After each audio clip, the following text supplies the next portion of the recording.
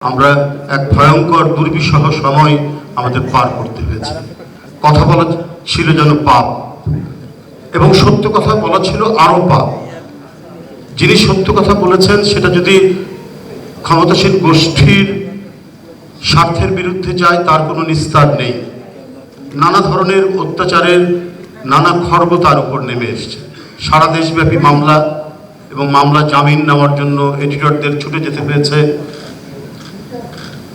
না হলে তাকে হুমকি দেখানো হয়েছে, না হলে গ্রেপ্তার করানো হয়েছে।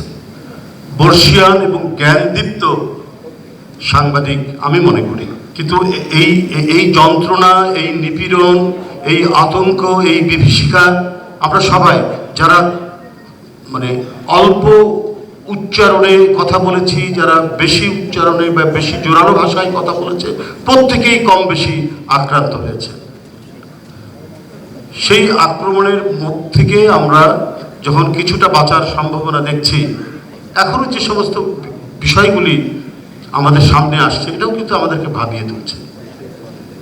নিঃসন্দেহে একজন তরুণ রাজনীতিক, তার মৃত্যু, তাকে আঘাত করা, আহত করে কয়েকদিন পরে সিঙ্গাপুরে তার মৃত্যু হৃদয় বিদারক। আমরা তীব্রভাবে তার প্রতিবাদ করি।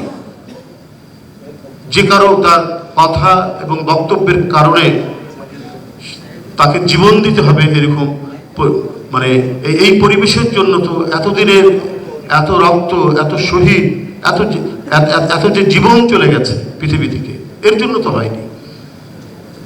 তো এটা যেমন আমাদেরকে ব্যথিত করেছে, এবং এর প্রতিক্রিয়ায় আমরা যেটা দেখেছি সেটাও মেনে নেওয়ার মতো নয়।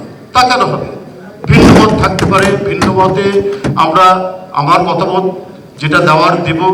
একটি পত্রিকা সেটাও বিভিন্ন মত দিতে পারে, সেখানে নানা বিদগ্ধজন সেখানে লিখবেন, তাদেরও সেখানে ভিন্নতা থাকতে পারে, কিন্তু সবকিছু মিলেই তো একটা গণতান্ত্রিক সমাজ, এবং এই সমাজের জন্যই তো আমাদের এত রক্ত দিতে হয়েছে, আমাদেরকে এত কষ্ট করতে হয়েছে।